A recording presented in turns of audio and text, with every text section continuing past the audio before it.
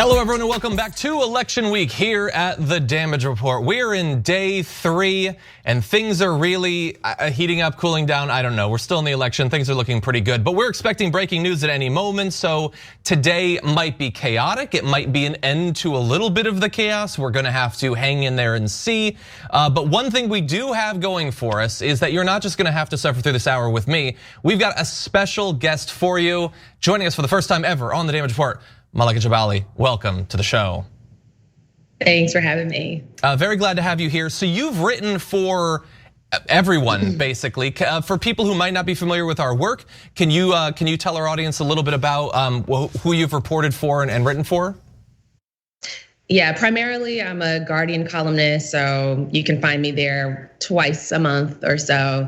I've been doing election coverage for them for a little bit over a year, about a year and a half now.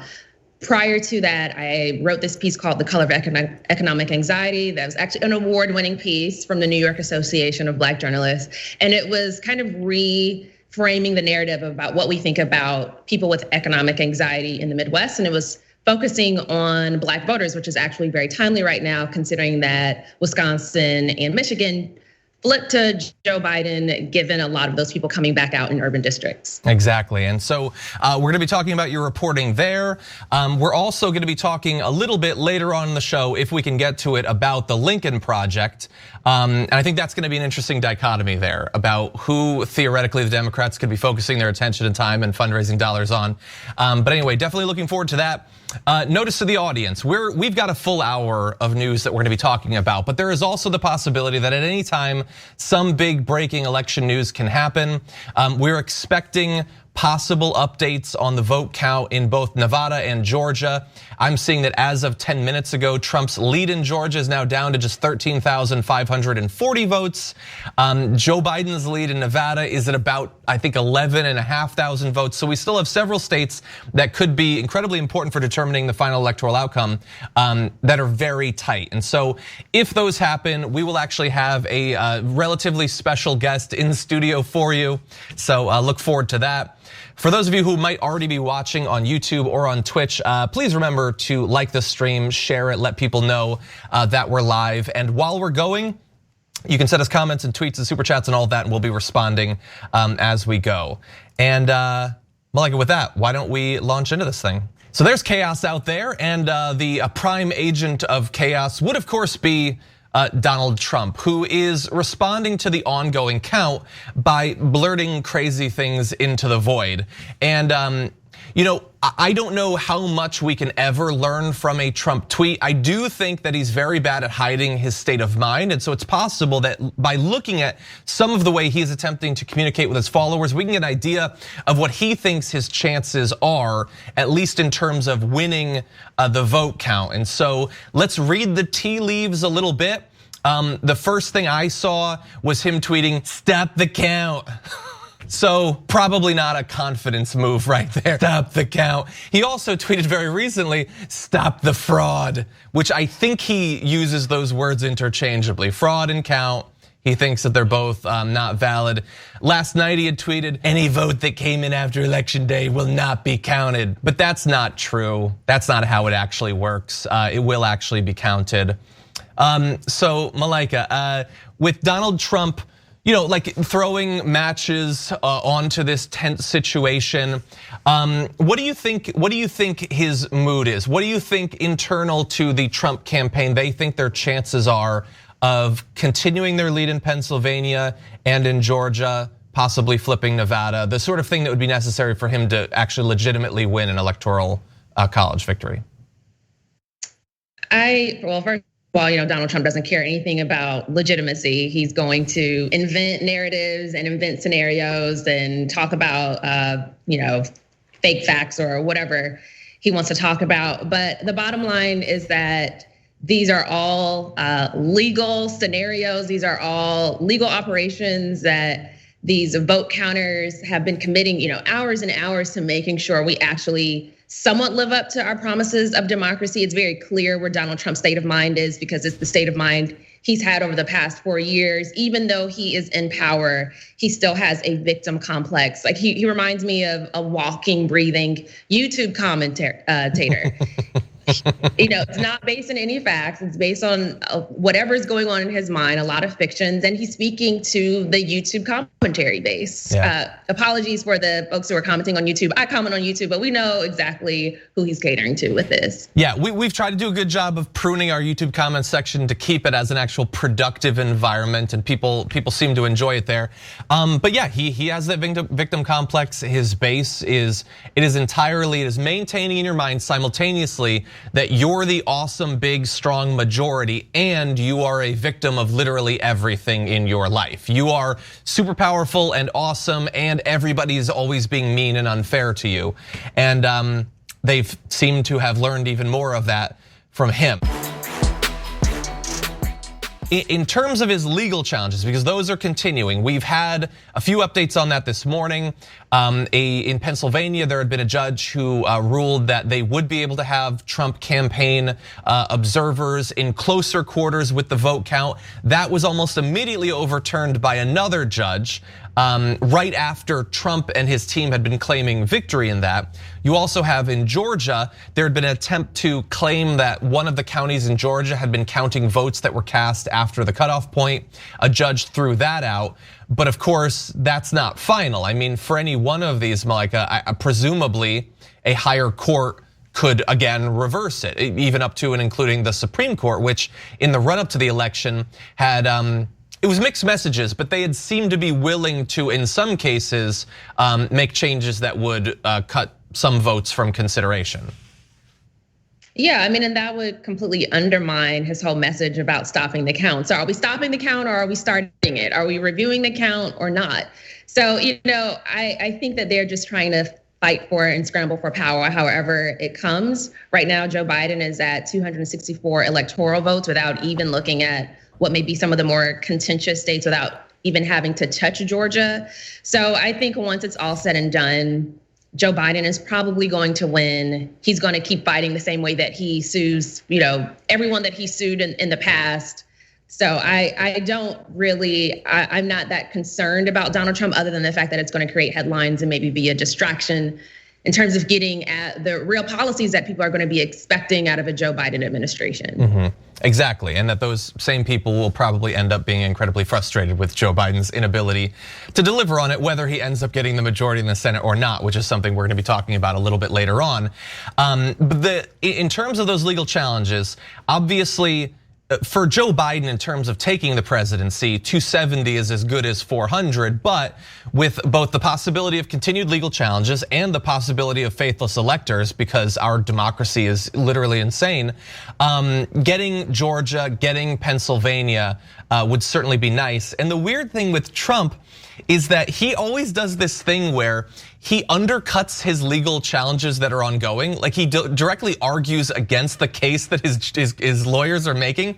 And we have an example of that from yesterday. Oh no, actually, we have two really, but we have one more recent one where he tweeted earlier, "Our lawyers have asked for meaningful access, but what good does that do? The damage has already been done to the integrity of our system and to the presidential election itself. This is what should be discussed." So no, but they're asking for that meaningful access in Pennsylvania this morning, and he's saying, but who cares? And look, I would argue the same thing. Look, if both campaigns want to watch the count, I guess that's a thing that can happen. It's unlikely to actually change the outcome. But what I'm getting from him is that I think he is not just retreating from the idea that he can win it outright from the votes. That seems to be an acknowledgement that he doesn't think he can win it based on the challenges they have in court right now. And so I don't know if you were to retreat from that, I don't know what's left. I don't know if it's, he knows he's gonna lose, but he wants to maintain plausible deniability about how awesome he is so that his base will follow him to whatever the next step is. Or if this is, we're not gonna win just by having people watch the vote. We need the Supreme Court to invalidate, 1 million votes in Pennsylvania or something like that. I don't know. It's a weird thing to do while your lawyers are pleading the case for you to undercut their core argument. Yeah, and I'm curious as to how serious he really even is about having lawyers involved. It seems to me, because just based on Donald Trump's history, that this is like probably as much as a dog whistle to incite exactly what we're seeing right now in terms of riling up his base to keep harassing the election officials in Nevada and Pennsylvania and Georgia and elsewhere. Because if he's really concerned about having meaningful access, like it seems bizarre that he would then throw up his hand and say, well, maybe not. When you have journalists, the New York Times was in Wisconsin. You see reporters inside of these buildings already watching over the people who are making these counts. So what exactly is the barrier here? So I'm not exactly sure that this is a complete, that Donald Trump is really trying to frame a legitimate argument that's actually logical, as opposed to just riling up his base with baseless assumptions in order to do what he's always done, which is to create chaos. Exactly. Look, I agree with you about the process that's ongoing, but of course, from the point of view of his base, which I guess is 30 to 44% of the country, those reporters being there, that makes it worse. Reporters like from the New York Times, like you're fake news, according to them. They believe some rando commentator on Breitbart, to them, has more credibility. Don Jr. has more credibility than someone like you who works for The Guardian. It's crazy pants, but that's what they believe. And we have to remember, all of us, that as this goes forward, everybody is clicking constantly to get new news, but they're not clicking on the same places. Like, I might be looking to see what the official count is for Nevada and Georgia. Others are looking at 4chan, or they're looking at Drudge, or they're looking at some Discord, or they're looking at that rapidly expanding Stop the Count Facebook page. And so no matter what ends up actually happening with the final count in the Electoral College, you're gonna have a significant portion of the population that doesn't necessarily believe that it's legitimate, which to me, going forward, is a little bit scary. Regardless of what happens with Trump, his base is not going to accept that he lost if he in fact does actually lose, which is not guaranteed, but seems pretty likely at this point. Yeah, I have nothing to add to that. That's absolutely correct. That's what we're probably going to see. I mean, again, they had this sort of victim complex even when Donald Trump did win. You saw a continuous rise in like these white nationalist far right militias that were attacking people. You saw a rise in sort of conspiracy theories where like folks like Cesar Sayoc who are trying to take Democratic officials out. And again, well, not again, but I haven't mentioned this, but I'm not aligned with either party. This is not to defend Democrats in any way whatsoever. But we are seeing more violence coming from the far right, even when they are in positions of authority, even when they have won. So we are definitely going to see that post-Trump, if that is what's going to happen. That is my fear. We need to talk about a relatively new show called the Republic, or UNFTR. As a Young Turks fan, you already know that the government, the media, and corporations are constantly peddling lies that serve the interests of the rich and powerful. But now there's a podcast dedicated to unraveling those lies, debunking the conventional wisdom. In each episode of the Republic, or UNFTR, the host delves into a different historical episode or topic that's generally misunderstood or purposely obfuscated by the so-called powers that be, featuring in-depth research, razor-sharp commentary, and just the right amount of vulgarity.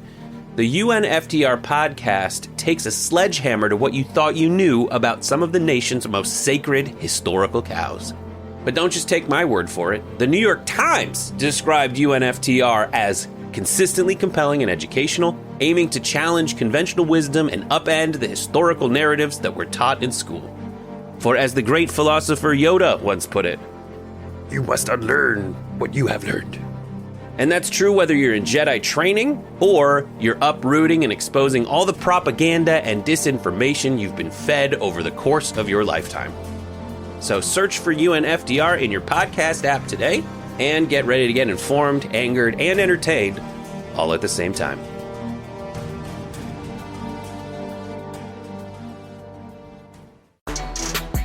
With the vote still so close in multiple states, protest groups were active in Detroit, they were active in Phoenix, and it's possible that more are coming. because really dangerous individuals like Harlan Hill are tweeting things like, I'm going to Philly tomorrow with a team. This is war. This is war. This is war. But the first shot was actually fired in the war when friend of the show, Ken Klippenstein, did what he did best, which is just show the tweet and then show the profile pic. And I think Harlan Hill was just buried. This is war. Oh my God. Look, we shouldn't laugh because of course, for every Harlan Hill, there's a group of Oath Keepers or Proud Boys. And those are obviously the people that we do have to worry about.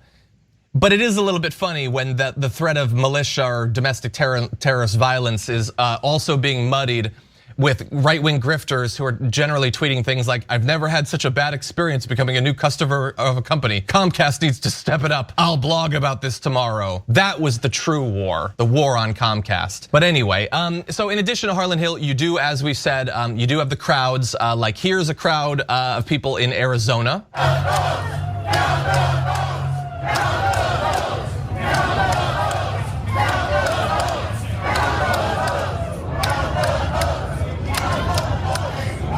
Admittedly, it's not a huge crowd, but Malaika, I just think it's funny that they are right outside a place where the votes are being counted, chanting to count the vote. They are. That's what they're doing right now. I don't understand it as a strategy. Does it make any sense to you? Well, of course not. And I think these folks are bored. I think they saw the legitimate grievances and concerns of people who are responding to Black Lives Matter and some of the Antifa and the anti-fascist protests in Portland, and they need to come up with a grievance too. So if they're going to be protesting outside of Ben & Jerry's to open up Ben & Jerry's, or they're going to be in their golf carts to protest wearing masks, and that's what they're going to do. We're still in some of us are in lockdown and trying to obey some of these stay-at-home orders wherever they may be. And folks are bored. So, I think on one hand, like you said, it's somewhat entertainment, but where does it cross the line into something being more sinister than that, where now they're going to be armed and they're going to go to Black communities and go to Black precincts? I'm actually in Wisconsin right now, whereas we know in Kenosha, Wisconsin, about 45 minutes south of where I am in Milwaukee, you had somebody like Hal Rittenhouse who wanted to protect property, and through protecting property, obviously he's saying that this takes priority over the lives of people who are protesting police violence. So, I think it's laughable, it's a joke. And we also have to be concerned about when it does cross that line into something that is more violent than that. And it speaks to a larger issue of people feeling this sense of status threat and feeling like people are taking over, even if it's white allies in Black Lives Matter protests, and they have to exert that some kind of way. And it is disconcerting that there is such a critical mass of people who do feel like this, and it's like they're in an alternate universe. Yeah, I think you're right about the entertainment. Remember the Tea Party protests supposedly over the national debt? That was a thing that they supposedly cared about, but they really just want an opportunity to dress up like our founders and lounge around in chairs and stuff. But I hope that they don't do some of the protests that you just mentioned, because if they do start protesting Ben & Jerry's, it might muddy the waters from my ongoing protests against Ben & Jerry's for canceling the cinnamon buns flavor. I will never forgive them for that. Buns flavor? They canceled it. They shouldn't have canceled it. You had to protest harder. I didn't even know that was a thing. I know, and they tried to gaslight me. I tweeted about it, and they tweeted back that they hadn't canceled it. It's in their flavor graveyard. Check your website, Ben & Jerry's, seriously. But anyway, but also I am worried. I am worried about the possibility for violence. The Oath Keepers were on Alex Jones the week before the election, saying that they were ready to start gunning people down. And let's bear in mind, as you just acknowledged, that if they do, they're not going around the country trying to block the votes of people like me, even though they should, because I'm a hardcore leftist. But no, they're going to Detroit. They're going to Philadelphia. They're probably going to be in Atlanta. It is generally Black votes that they want to see stopped. Coincidentally, they always just have a problem with these cities voting. And I am very worried that at some point it's going to go beyond banging on the glass. If they think that Trump has lost, that it's done, I don't know exactly what they're going to do. I know that outside of in Arizona, where we were showing that protest, supposedly the people doing the count were trying to come up with a strategy for going home after their shift because they were so worried about walking out to their cars when the place is surrounded by those crowds that could theoretically get violent. But thus far, the cops are being very nice to them. They don't seem to have a problem with those protests, which is a striking difference from some of the other protests you were talking about earlier in the show.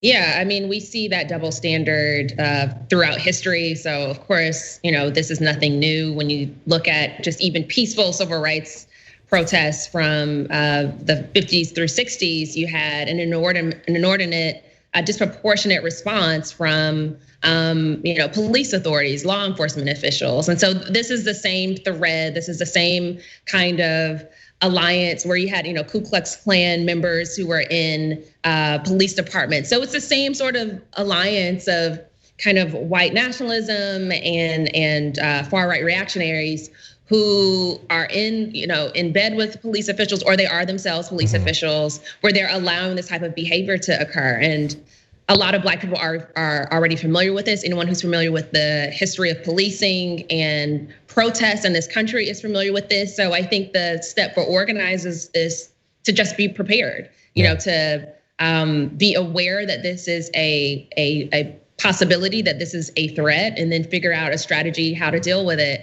And as I mentioned, since I am in Milwaukee, part of my work has been shadowing organizers who are voter guardians. And so they are prepared to call up some other organizers if there needed to be a way to de-escalate violence at some of the polls. Fortunately, our polling location was calmer. The polling location that I was reporting at was calm, and there weren't any obvious threats. But there's also police surveillance of those polling locations. So they're even doing the work of some of these, the people who are overtly and explicitly associated with the reactionary right. You have police officers who are going to these polling locations where you have Black organizers and harassing them repeatedly. So, they're kind of, a lot of them are overlapping groups, and some of them are probably friends and associates. Yeah, and we've certainly seen a ton of evidence of that. I mean, we were talking about Kenosha, that was very clear, videos very well documenting the overlap there, but we've seen it in Portland, we've seen it in a number of cities. Very scary, and as we're looking to the possibility of civil unrest, possibly violence, depending on what happens in the next couple of days, I would be very worried about that. Malaika, you've been doing a lot of reporting around, right now you're in the Midwest, and we've now got, assuming nothing is flipped, and it doesn't seem like for these states it will be, but that Wisconsin has gone back for the Dems. You have Michigan, where Joe Biden in the end will have won with a much larger margin than Donald Trump had back in 2016. Tell me a little bit about that, and what do you think it represents, and what lessons we should learn from those states flipping back blue? Well, for one, I think it underscores the logical fallacy that Joe Biden has been riding on, that he needs to win back Trump voters, and he needs to win over centrists and conservatives and cater policy toward them. I think he felt that he needed to align with Lincoln Republicans, people like Rick Snyder, for instance, who poisoned or oversaw the cover up of poisoned water in Flint. And there were absolutely no convictions that were involved with any of those officials who were involved in that. And these are the types of Republicans that Joe Biden has aligned himself with, just to say that he was able to reach across the aisle. And so Joe Biden has actually been winning these states in spite of himself, in spite of the fact that he did very little organizing, in spite of the fact that he has not presented or at least campaigned hard on economic policy that can improve the lives of people across race, working class voters who have been decimated by deindustrialization, despite the fact that he frankly added somebody who is a pro-cop prosecutor to his ticket. In spite of all these mistakes, he's winning because there is such a strong, if you talk to most people on the ground here, or a lot of Black folks, working class people, folks of color on the ground, there is such a strong anti-Trump sentiment that you could have put like a non-sentient being in Joe Biden's place, they probably would have defeated Donald Trump. And the fact that it is so close speaks to the weaknesses of that strategy, because after a pandemic where you had nearly 250,000 people die, it has to come down to nail biters in a handful of states. But he should thank his lucky stars that we are in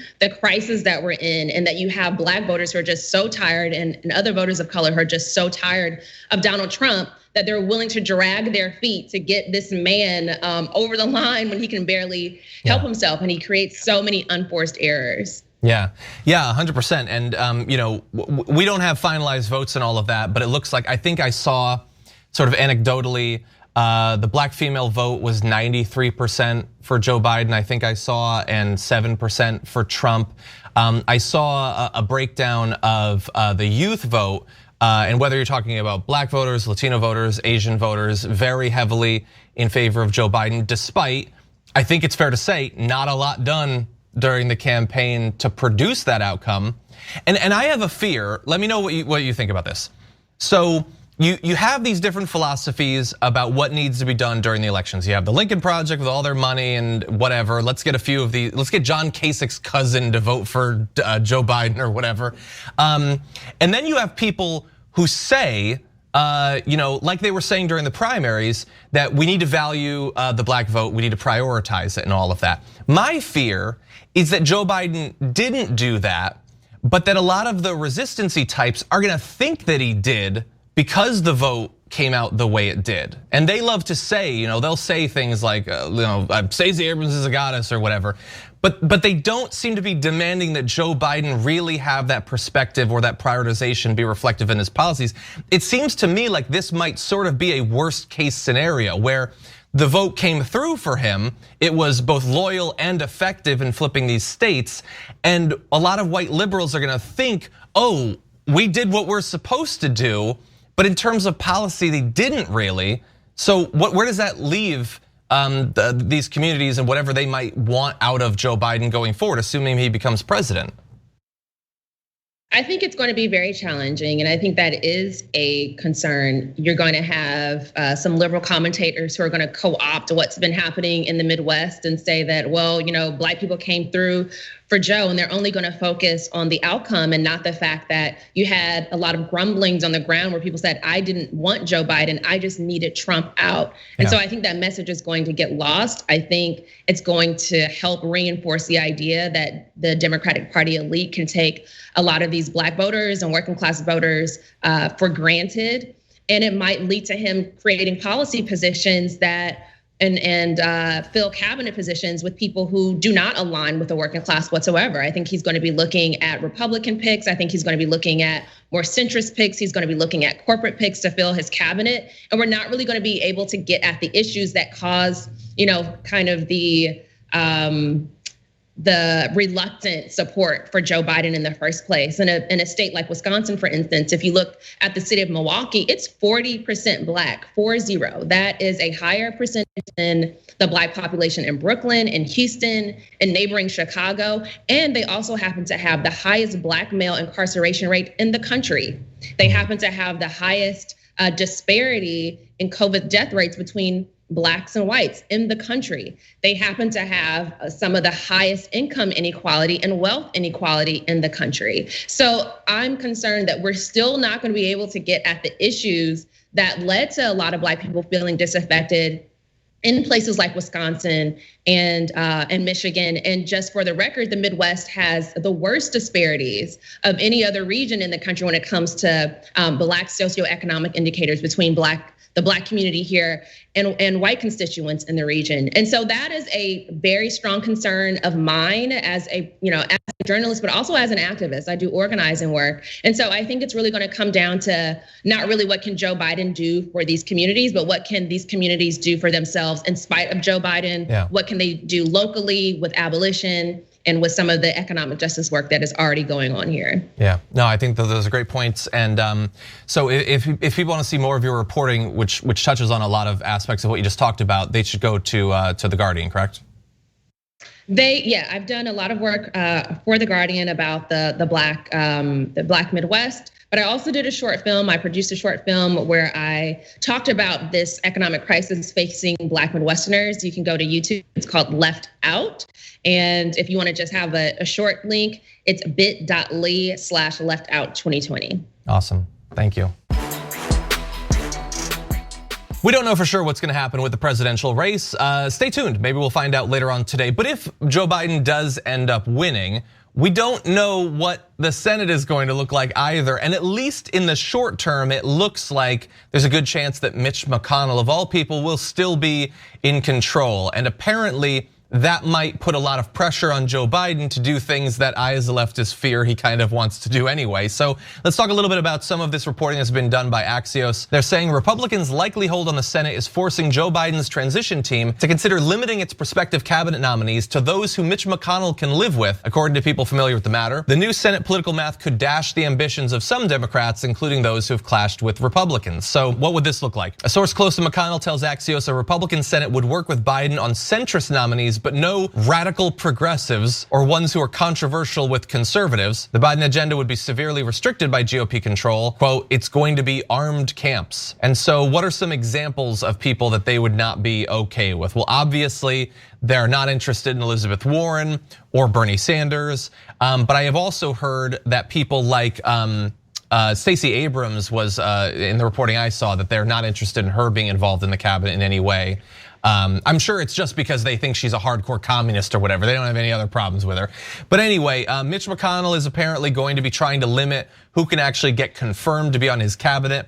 Malaika, my fear is that I don't think Joe Biden has any interest in Warren or Bernie being on his cabinet anyway. And so I fear that this is sort of an excuse for him to do with what he normally wants to do anyway, which is probably get some old establishment Democrats, some Wall Street picks and things like that. How do you see this shaking out if Mitch McConnell is still in charge of the Senate? That's the concern for me too. I think this is just, it's just handed to Joe Biden that it's something that is pretty convenient for a way that he's already governed and the way that he's already implemented policy over the last, about 40 years or 50 years of his career. So I think that this is incredibly convenient for him.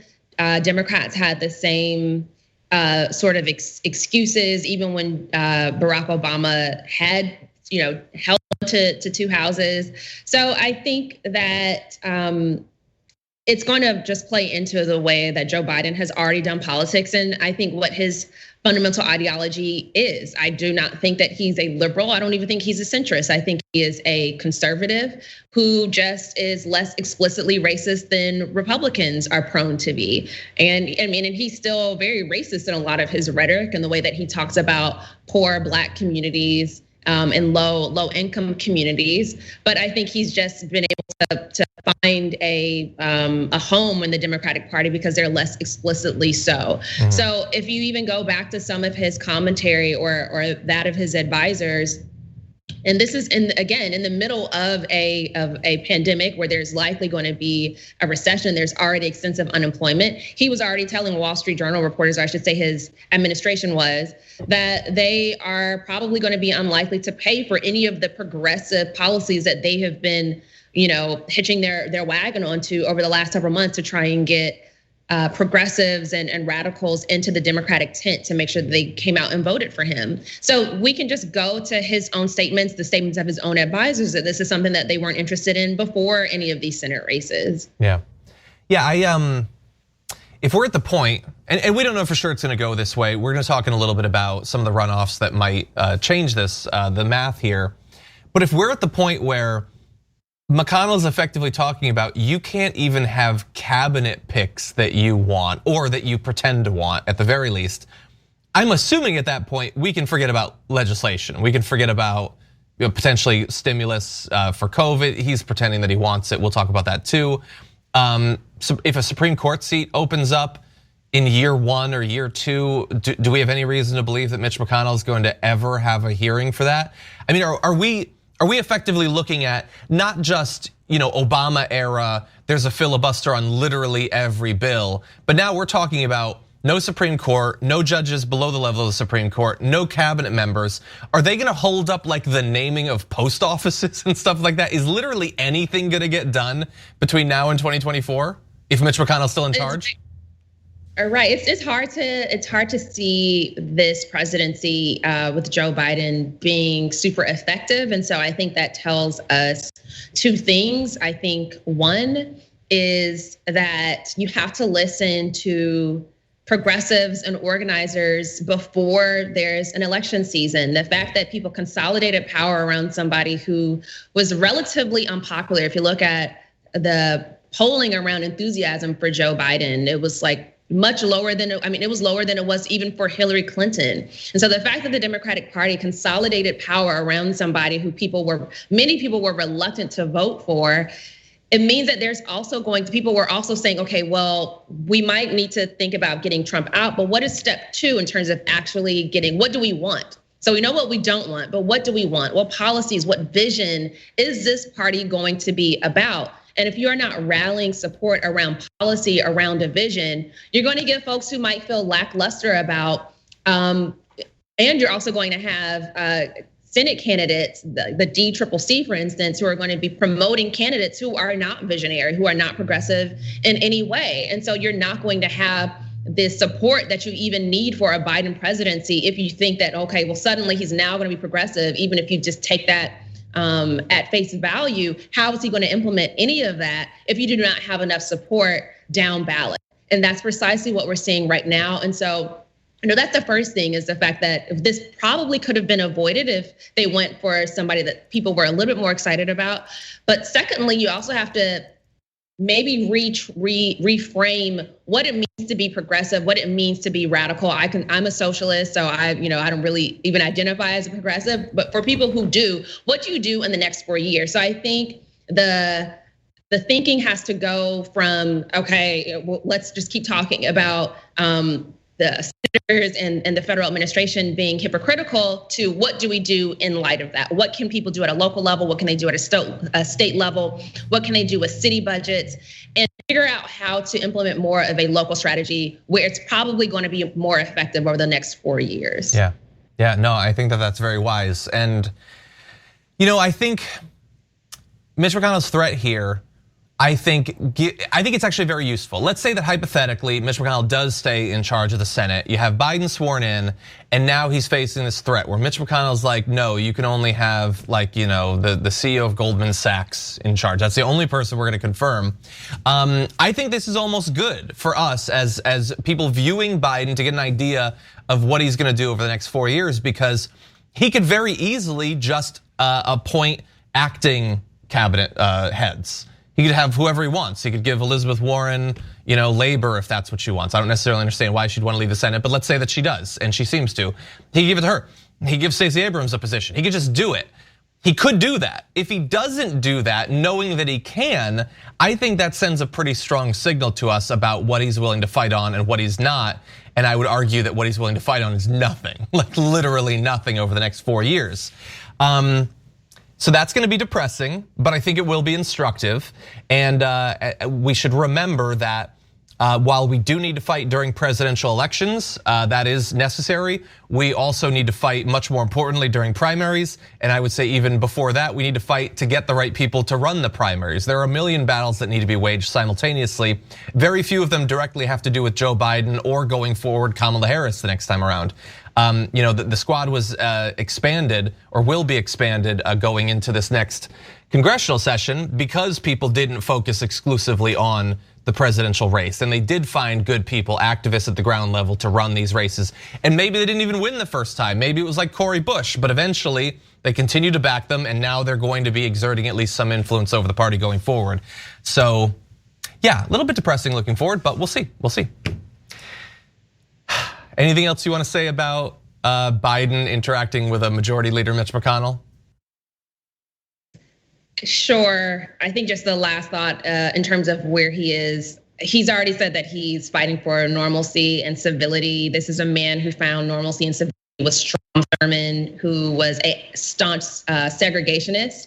So this plays again right into Joe Biden's existing way of doing things and worldview. He's tweeted about the fact that we need to be able to accept our enemies or not view, the opposition as enemies, and that is a completely, I think, backwards and I don't even know if I would say naive. I think this is intentional and allowing him to relinquish any sort of fight for true progressive legislation. Yeah, you know who should be saying stuff like that? Gap. I don't know if people saw their tweet about the red and the blue shirt. It was like half red, half blue, and they're like, hey, we can all wear the colors or whatever. Like, no, shut up, Gap. Shut up. Seriously, shut up. We're trying to do something important here. But yeah, Biden's like, they're gonna have an awakening and they're gonna be, no, dude, they're not gonna give you anything. They hate your guts, you moron. Seriously, he seems like a nice guy. But no, they hate you. And they talk about civility and normality. No, their normality isn't normal, their civility isn't civil. It's not, it's good for them, they like it, they've benefited from it, they wanna continue to benefit from it.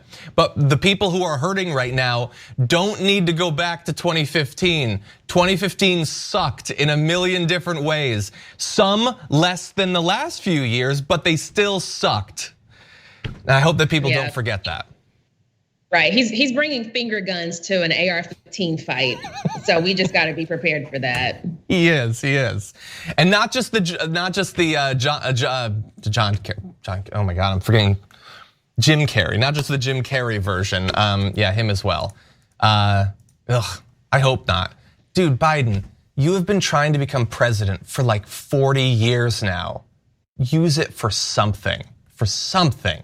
You wasted a half a life doing this. If you finally get it, use it for something good. Come on, pick a fight. Pretend they're corn pop, man. Pretend the GOP is corn pop and fight like you would have back when you were supporting the segregationists openly. God. Right, no, he'd rather AOC, so, I know. Well, if it comes down to that, I know who I'm siding with. So based on the way the numbers are looking today, we are going to have a couple of runoffs coming in the next couple of months, both of them in Georgia, and they will be instrumental in trying to figure out who is actually going to control the Senate. So with two runoffs happening in the same state, if you live in Georgia, don't turn on your TV for the next few months because it is just gonna be political ads. They're gonna spend $1 billion on you. But that said, some of the ads are already coming out and I'm kind of enjoying them. Here is one ad trying to get in front of the attack ads that are to come. Raphael Warnock eats pizza with a fork and knife. Raphael Warnock once stepped on a crack in the sidewalk. Raphael Warnock even hates puppies. Get ready, Georgia. The negative ads are coming. Kelly Loeffler doesn't want to talk about why she's for getting rid of health care in the middle of a pandemic, so she's going to try and scare you with lies about me. I'm Raphael Warnock, and I approve this message because I'm staying focused on what Washington could do for you. And by the way, I love puppies. I like that ad. Maybe I like pizza and I like puppies, so maybe he's pandering to me, I don't know. But I thought that was pretty good. And so that's Raphael Warnock. He finished first on Tuesday in a 20-candidate field. Kelly Loeffler, current incumbent, who finished second. They're gonna have that runoff. It's gonna be Warnock versus Loeffler on January 5th. So we know a good bit now about Kelly Loeffler, what she did during the pandemic, whose interests she was looking out for. What do you think about that race going forward and the fact that we're now apparently, based on what we're seeing from Perdue and Ossoff, gonna have dueling runoff elections in Georgia? I think it speaks to something that I was kind of implying earlier about the importance of these more like statewide, even it's a federal race, but there is a little bit more room to have, and I wouldn't consider Reverend Warnock a progressive per se, probably leans more towards liberal, like he's interested in sort of the traditional Democratic Party platforms of expanding on ACA and Medicaid expansion, which is important. But for Georgia, I think there's only so far that he could go. But I think the viability of his campaign, the fact that he led, and by the way, I am a native of Georgia. I've attended, he's a reverend of, or the reverend of Ebenezer Baptist Church, where that used to be Martin Luther King's former church. That was a church that he presided at during his civil rights campaigns. And I've been there, so I've heard Reverend Warnock preach during his MLK services. My mom has taken me frequently to the MLK services. And so I know from his rhetoric that he is, attempting to speak for a lot of these working class and these working class voters who are in Georgia, and there's only so much that he can do to really push the needle. But the fact that he has done so well in a red state shows the viability of some of these local elections if you actually engage Black voters. I haven't looked at the election data, but I'm pretty sure that he's relying on a lot of the kind of work that Stacey Abrams did. And when you look at her campaign, where she almost won the gubernatorial race in a red state, a deep red state, where you have somebody like Brian Kemp, who's refusing that people could wear a mask, and where the state has often fought with city officials about that, which is predominantly Black.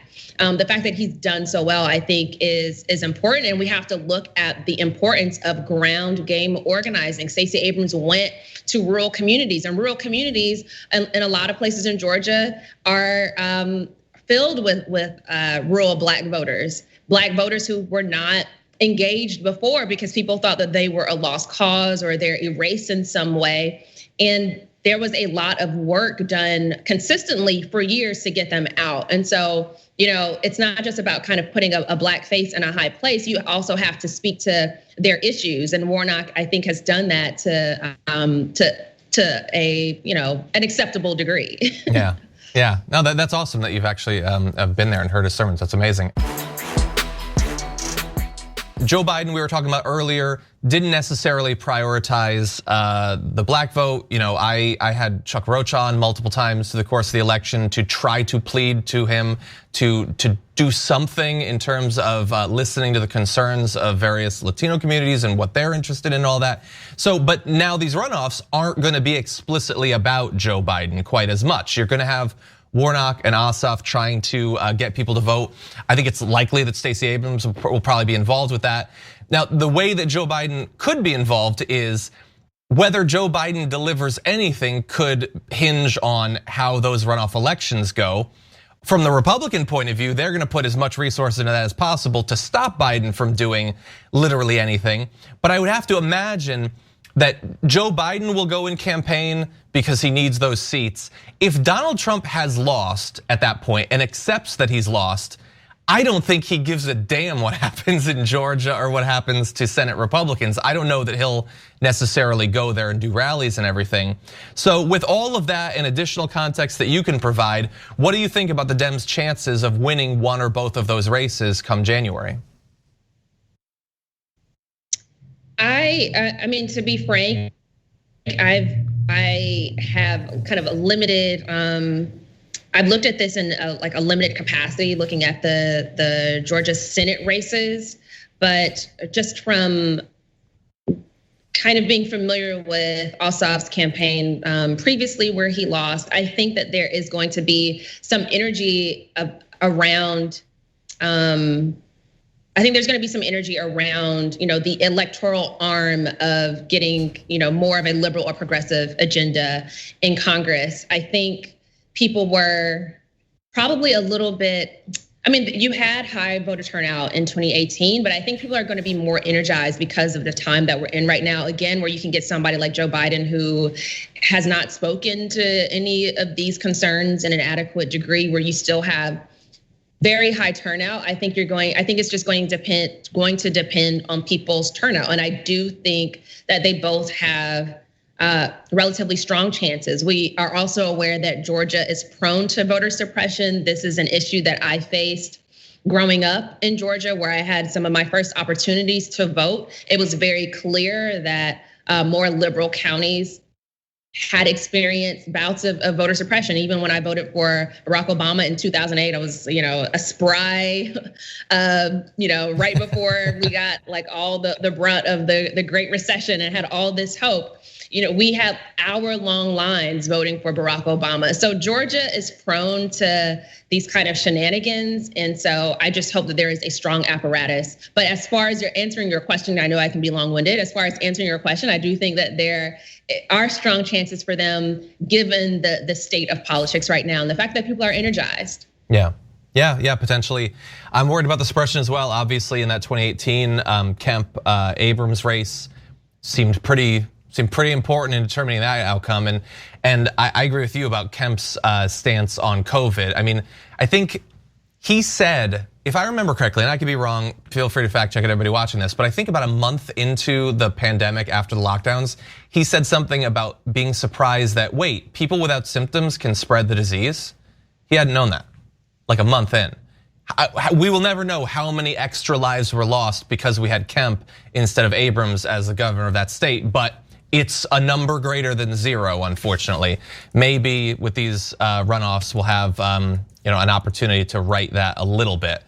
But yeah, assuming that Biden wins, assuming Trump eventually concedes, the eyes of the nation will go to Georgia, and I think a gargantuan sum of money is going to be spent over the next 2 months there. It is going to be amazing to watch. Now, and it's to see Georgia become, potentially away from the stronghold. Newt Gingrich is from Georgia. We had, I don't know if you guys remember this guy. I mean, was Johnny Isaacson? I don't know if y'all remember him, but we've had some like really far right extreme folks who set the stage for some of the like delusional far right, the normalization of this far right ideology that we're seeing right now. So I'm looking forward to at least loosening that stranglehold, until it can become, even more far left that I would, prefer. Well, I think it becoming more far left, that'd be great. Seems like it's going that direction. Not being delusional, that's gonna be a little bit tougher. Of course, at least one QAnon candidate won in Georgia, another lost but was running. And even Kemp, I mean, he was the guy with the campaign ads of him trying to scare away a guy who was trying to date his daughter with a shotgun. Like, American politics is trippy, man. So while we're all focused on what's going on in Nevada and Georgia and Pennsylvania and other states, bear in mind that the pandemic is, it's just rampaging unchecked across this country. Take a look at the most recent reporting as of yesterday. States reported 1.1 million tests and 87,000 cases. 50,000 people are currently hospitalized with COVID-19. Sorry, this is actually from the 3rd. The 4th, if I remember correctly, has a death toll of over 1,100 and 103,000 cases, at least as of the COVID tracking project. Different trackers are gonna have different numbers, but what we do know is that we have more cases than have ever been registered before, and most seem to agree that we're now at over 100,000 with hospitalizations and deaths rising. If you take a look at this, you're gonna see the rise there in the cases. It is now going up to above that second peak that we saw.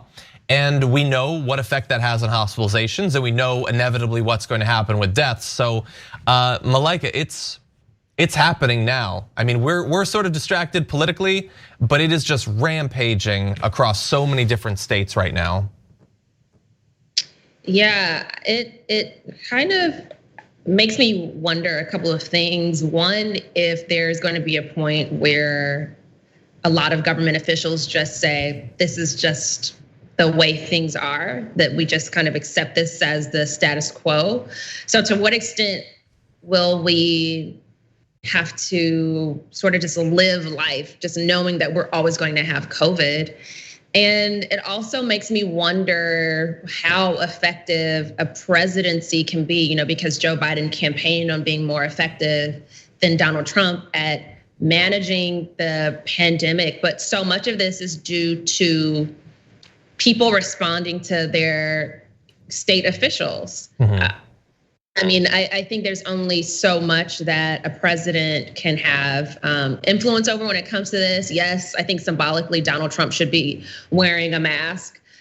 But if you have people who are so committed to, for instance, being anti-vaccines or conspiracy theories, and they already have this whole community where they are anti-authoritarian or anti-authority or whatever, how successful can Joe Biden actually be? So I'm concerned that this is just going to be the way that we live from now on. And it's really, I wouldn't even say I'm embarrassed as an American. America has, done so much heinous stuff over the past years of its existence that this is just another reflection of that. But it should give, I think, a lot of Americans some pause as to what are the underlying cultural forces where people are so individualistic that we cannot manage something that most of the world has been able to at least cooperate in managing. Yeah. Despite us saying that we're this sort of excellency narrative, it's disconcerting. Yeah, and we're seeing these numbers as I think yesterday Australia had 0 community transmitted cases of COVID, I think, for the first time. So some states can do it. It's a different situation in Australia, clearly, and then at the same time, we're seeing someone in the Twitch comments, I think Trashy Plays says, reminded us that in Denmark, COVID mutated to affect the mink population and then transfer back to humans. I think they're gonna cull 17 million mink as a result of that. And I agree. Look, I think the symbolism does matter to some extent. I think that having a president who's not gonna be constantly interfering with the CDC is important too. There's some stuff that you can do via executive order, but in terms of some big spending bill that does something about COVID, I don't know that Mitch McConnell's ever gonna allow it. I think that Republicans starting January 20th are gonna try to, and Fox is gonna back up, a strategy of doing 2 things. 1, pretending to care more about the deaths, which is good, you should care about the deaths, but 2, block anything being done to actually do anything about it. Like if Joe Biden tries to do some sort of national mask mandate, I think the Supreme Court is gonna knock it down and Fox News is gonna put pressure on them to do that. I think that it's better to have Biden clearly, but without a Democratic Senate, I think next year could still end up being very devastating when it comes to this pandemic. Yeah, and I don't know, and I think you raise a really good point in terms of the fact that people need some economic incentives to stay home. So yes, people are individualistic and selfish, and Americans are, into NIMBYism and protecting their rights and comparing wearing a mask to, having like slavery shackles on them. But at the same time, you also have a lot of people who can't afford to stay home, who are essential workers, who have to, somewhere like New York, where there are strong stay-at-home provisions, and we have a governor who, in some ways, is trying to control it, where you still have really high rates of this and high death rates because people have to go to work and they're in public places trying to do that, and giving them more COVID exposure. Yeah. So without having a federal government who is committed to that, and again, even before we had concerns about the Senate races, you had Joe Biden saying that he doesn't know if he could pay for any of these things, and that he'll be willing to pay for these things through large wealth transfers. So it remains to be seen, but I'm not optimistic. Yeah. And if you're out there, if you're in America and you're watching, please do take this seriously. If Joe Biden, if it's called for Joe Biden or something, that has literally nothing to do with whether or not you still need to wear your mask and socially distance and all that. That's still very much a threat, and really all over the place. Notice to the director, I'm gonna jump ahead just a little bit here, but the 7-day average for new cases hit record highs in 20 different states, spanning every region of the country, with the largest increases in Colorado, Maine, Minnesota, and Iowa. 3 states, Kansas, New Mexico, and Wyoming, also reported their highest daily fatality counts. So this is not just, it's kind of getting bad again. It's getting bad all over. It's getting recordly bad in a number of different states. And this is what it looks like when you're on the path to that dark winter that Fauci and Biden were talking and all about, and that sort of thing. There is a possibility that, especially combined with colder temperatures that drive people indoors and the flu, that we are going to have a very dark winter indeed. And remember, even if Biden does become president, it is months until he's able to start doing anything. And I don't see from Donald Trump any reason to believe that in a lame duck session, he's gonna suddenly care more about the pandemic than he has in the run up to his reelection. I just don't see that happening. Now, true, I have nothing to add to that. Sure, I mean, sorry, it's depressing. Here is something amazing that we are seeing apparently from the early election returns, which again aren't final, But take a look at this. The president actually performed better this year than he did in 2016 in counties with high COVID-19 death rates, according to an internal analysis from Reuters. Trump made a 4% jump in votes, increasing from 50.1% in 2016 to 54.1% in 2020 in areas highly impacted by the coronavirus. He also won the majority of votes in states with the highest COVID-19 death rates, including Florida and Texas. Florida, by the way, where I lost a family member, not just being affected by the lack of leadership by Donald Trump, but also by Ron DeSantis, who hasn't issued a statewide mask mandate since COVID-19 hit back in March. Ron DeSantis didn't even seem to appear to know how to put on a mask as of several months ago. And he is a Trump bootlicker if there ever was one. It's possible that without Trump, Ron DeSantis maybe would have done something, pretended to care about the pandemic, but he didn't, and it didn't seem to matter because Donald Trump, he actually rose in the vote count even though he lost supporters to the pandemic. Like literally, they're dead now. He's doing better. So Malaika, I've been sort of wanting to talk briefly about this since the election. I think the fact that the pandemic didn't sink Trump is maybe one of the most amazing things in an election ever. Like what a coup by Fox News that his base didn't care. Like we lost 230,000 plus people. We're losing more now than we were 2 months ago. And it doesn't appear to have hurt him. In fact, in some areas, it seems like somehow it helped him. Yeah, I mean, I think that is consistent to how things work with the Republican Party, though, where we already know that. I mean, and I think it's important too to make some distinctions because I think you have some people who might just be anti-establishment and they see Donald Trump as an anti-establishment figure where they think that any sort of government infringement into their lives is like worthy of a conspiracy, like a conspiracy theory, or that it is, an infringement of, their constitutional rights and liberties. And so I think you have some folks who are less well off, who are just kind of going with the flow based on their belief that government is corrupted and Donald Trump is, an outsider still. I think you also have a lot of Republicans who benefit. So I'd be very interested in the data on who exactly supported him, because if you look at Donald Trump's support, he has gained, or not necessarily gained, but he has more support amongst people who make $100,000 or more over Joe Biden. So it could also be a scenario where you have people who are in those communities and they're in those counties where they're Republican, but they're not necessarily the ones who are making $100,000 and more, who just want to open up business because those are their businesses. Yeah. Those are their small businesses.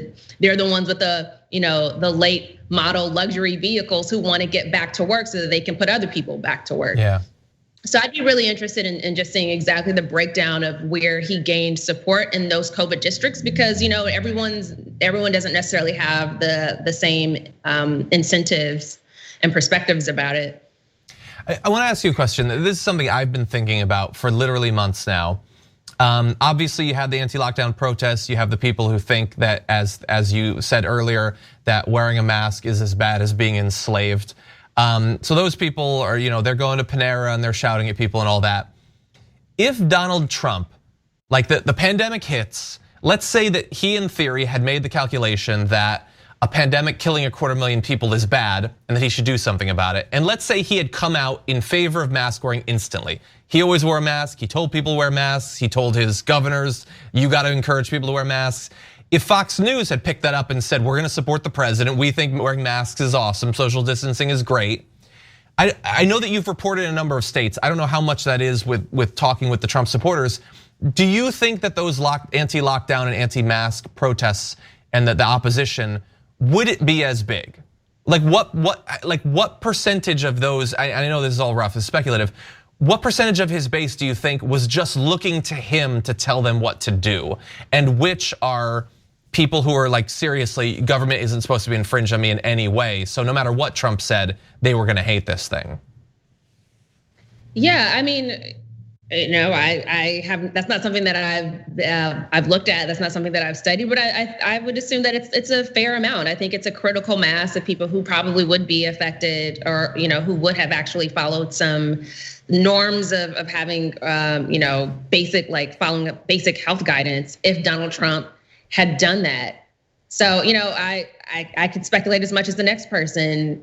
I think it would have helped more than more than it would have hurt. But who knows? Yeah. I don't know. I just, considering the cost, considering how many lives have been lost, the continued economic damage of this, I think it's so important. I really do wonder. I know there was like CNN where it was asking some Trump fans outside of a Trump rally, like, they gave you a mask, why don't you wear it? What if Trump were to say, and they said he can think whatever he wants, I'm not wearing the mask. I wonder how representative that is of Trump fans. Yeah, and now that I think about it, I think that, again, this is something where people needed to find something to be mad at. So they needed to find a source of rage. So maybe their source of rage would have come from somewhere else, but this was an opportunity to have a grievance because, all these Black Lives Matter protesters are getting, and I also wonder too, like if we didn't have Black Lives Matter protests and people talking about COVID disproportionately affecting Black people, I also wonder how big these anti-mask protests would have been. I think a lot of people got caught up in the spirit of just like a protest in general. And so I think even, white voters here and abroad seeing, the Black Lives Matter protests needed something to glom onto. So I think that's also a possibility there where this, like the same way that you have, and this is me just speculating, the same way that you have these All Lives Matter protests, I think the anti-mask protest is a bit of a reaction to the criminal justice protests that we've been seeing over the summer. I think you're 100% right. I think that everybody wants to be a part of a movement, and white conservatives want to feel like they're these rebels against the government. And so they found a very limited way to kind of do that while effectively following everything that Trump and the Republicans want them to do. I think you're 100% right. If not for the BLM protests, maybe not. But yeah, so frustrating. So many lives lost needlessly. But anyway, we've come to the end of our time. Malaika, it was awesome to have you on the show today. Where can people watching find your work? Where can they follow you for your commentary going forward?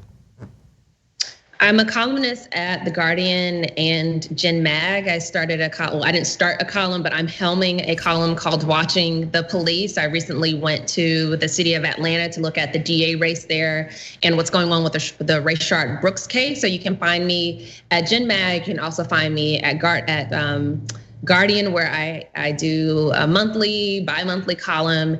And you can also follow me on Twitter, Malaika Jabali. And please watch the short film Left Out, which is looking at the crisis facing Black Midwesterners, bit.ly/leftout2020. Awesome. Thank you so much. Great to have you on. Hope to talk to you again in the future soon. Thanks.